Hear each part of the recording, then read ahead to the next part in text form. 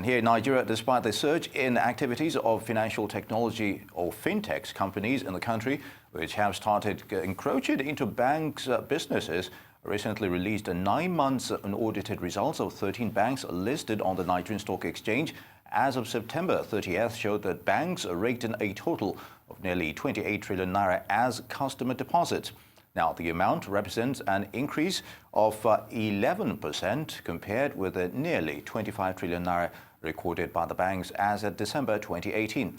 The growth was attributed to banks aggressively marketing and deposit mobilization strategies, as well as their introduction of technology solutions. Still in Nigeria, President Muhammadu Buhari has approved the extension of the ongoing closure of the country's borders till January 31st next year. The directive was announced in a memo signed and dated November 1st, 2019 by Victor Dimka, the Comptroller of Customs in charge of enforcement, investigation and inspectorate, and addressed sector coordinators of the Joint Border Operation Drill.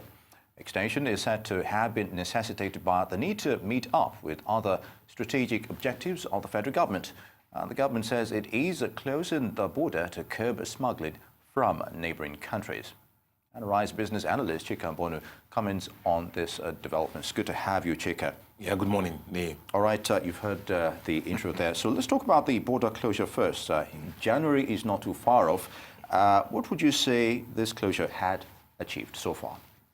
Well, January, they didn't say that the closure will end in January. All right. They corrected it and said that okay, it's a phase, that one phase will end in January, and then they'll review and see whether, whether it will be extended. Okay. Let's start from the big picture. And the big picture is that we have several times in this program talked about the impact of smuggling on the business of a lot of Nigerian corporates. Yeah. And we have said that so many Nigerian corporates' results fell because of the fact that they were imported cheaper substitutes to their products. Okay. And that have impacted their performance. And so we know that smuggling has hurt the business of Nigeria. Okay. So on a general scale, smuggling is bad for the economy, and it needs to be checked. Now the issue is how will it be checked? What's the best way to check it? Now Nigeria has land borders. Yeah. So at the seaports, the goods coming to Nigeria through the airports, the seaports and the land, the borders.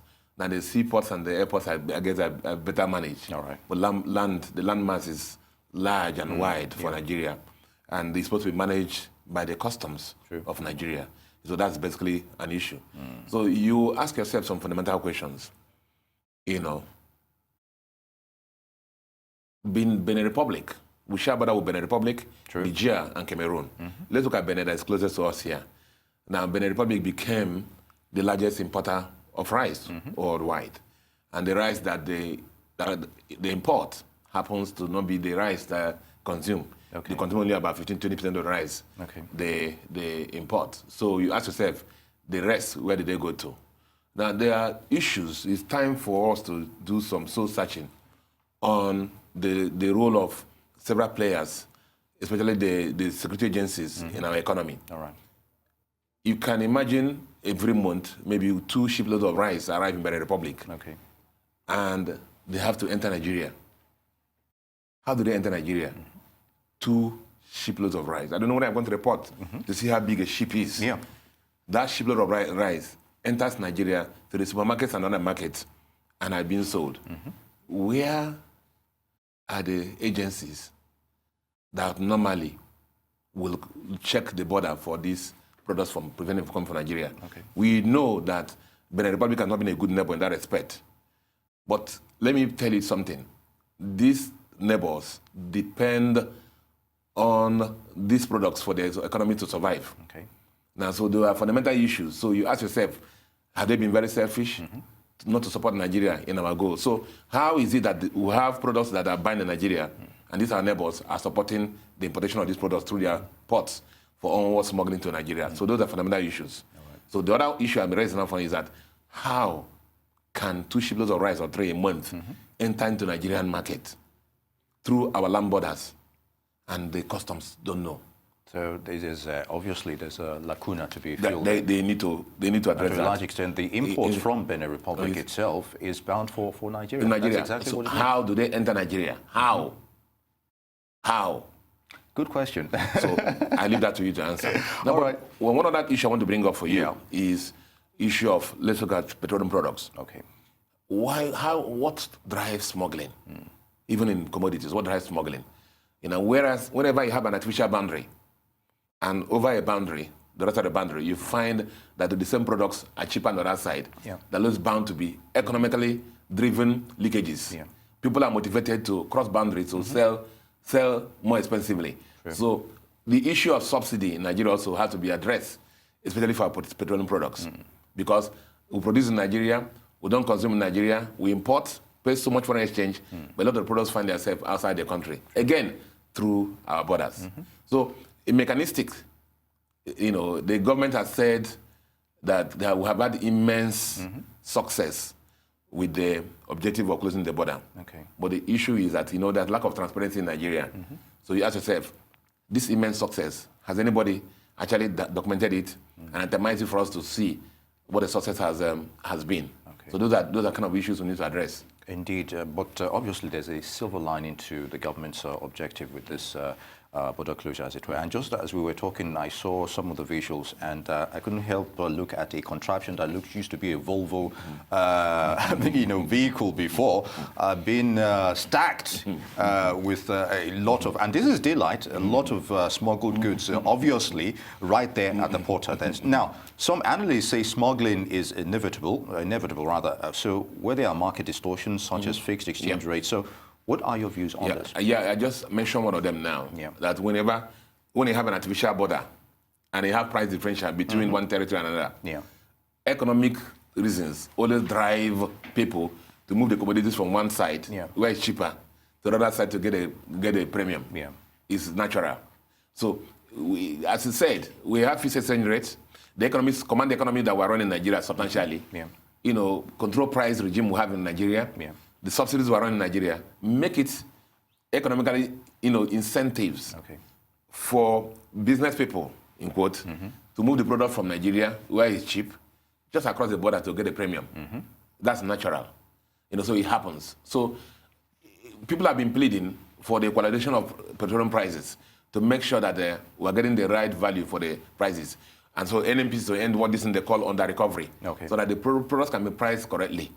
And the distortion it creates in the larger economy will be eliminated.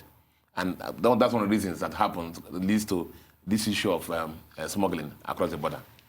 All right, very good. So let's talk about the issue of the customs themselves. So what role have they played in all of this scenario? You've already alluded to the fact that, okay, there's something missing here. So I need to be more proactive. I think one of the first things is, I think maybe custom needs to downsize, because if the borders are closed, we don't need so many of them again, because the borders are locked, and so we need to downsize them to make sure that the labor is commensurate to what we have. So I do believe that we need to call a spade a spade. Things are happening that we need to talk about. That's very important for us. Indeed, Chika. And on that note, we're still going to come back to those issues right after this break, so hold on to your thoughts there. You're still on to Global Business Report. We'll be right back. Stay with us.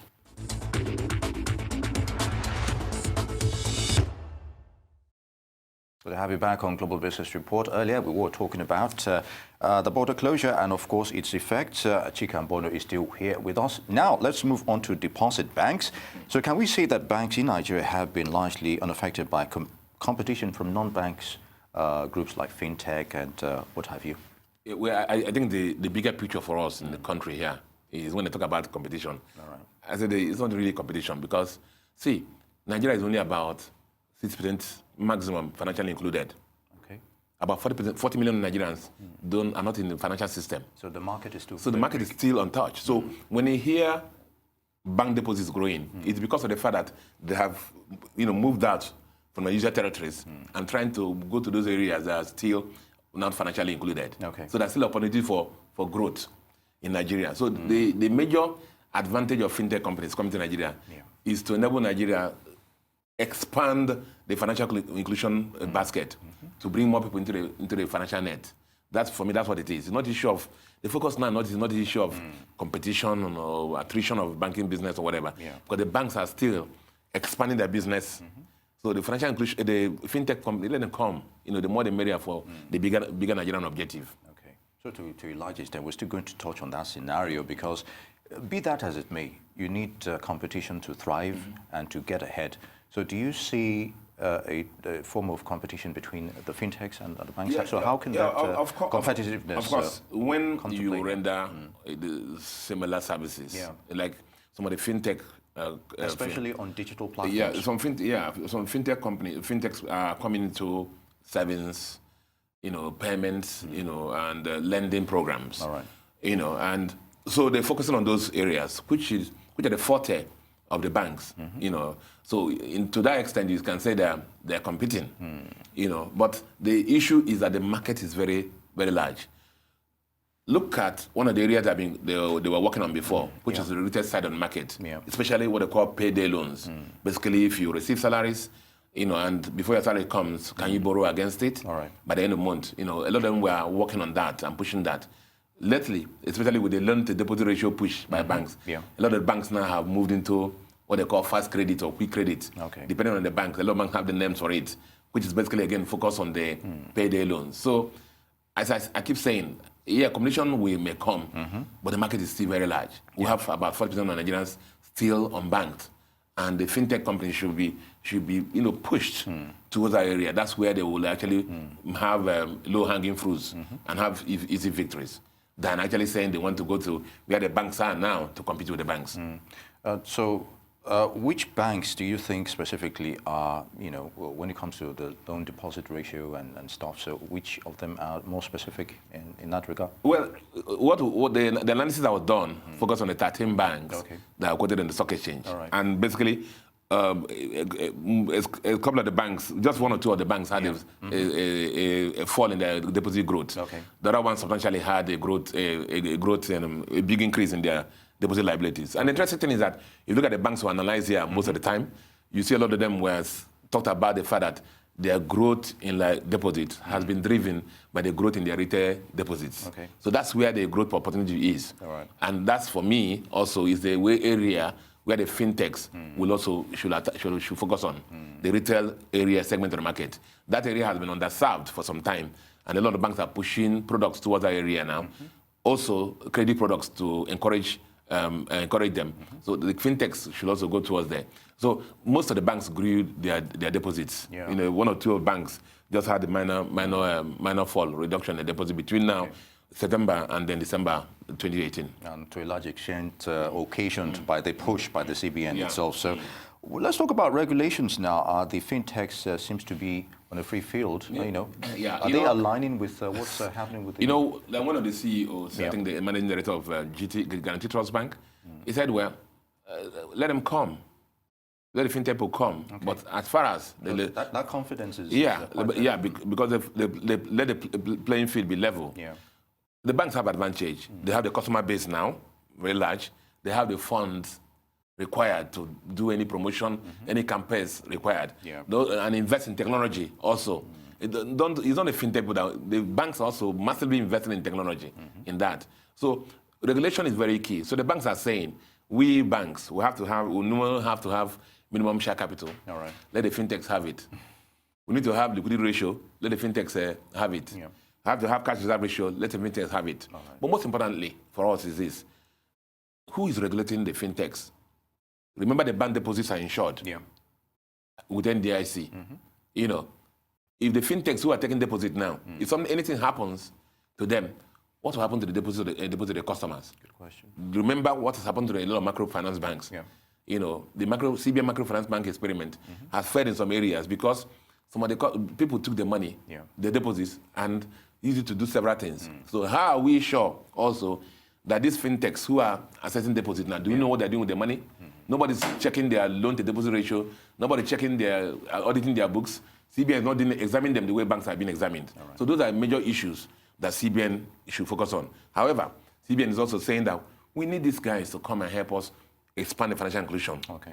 While we need to regulate them, let's not just, harass them too much. Okay. So let's they die. Let them come in.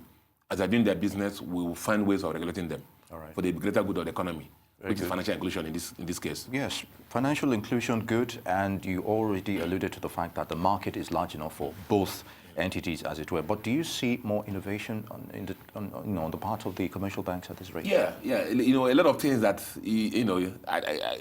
I commend the Nigerian banking system. Yeah. I do remember my young banking days. When by Friday, if you don't get to the bank by 4 p.m. on Friday, you're finished for the weekend. You have to wait till now. So many things can happen. You can transfer funds in your house to any part of the world, and those things are happening. You can literally do so many things online now. The other day I had to send some money to Accra, Ghana. And I had to do it. There's a product that one bank has been pushing. And I tested it and it worked. So a lot of things are happening in the banking system in Nigeria. And with the funding base they have, the kind of profits they're making, I believe that they're going to make more investments to get more digital products. So to a large extent, innovation and a bigger market, it's a level playing field for all players, as it were. Chika Mbonu, I'd like to thank you very much for your thoughts on those issues. Always a pleasure to have you. Thank you, sir.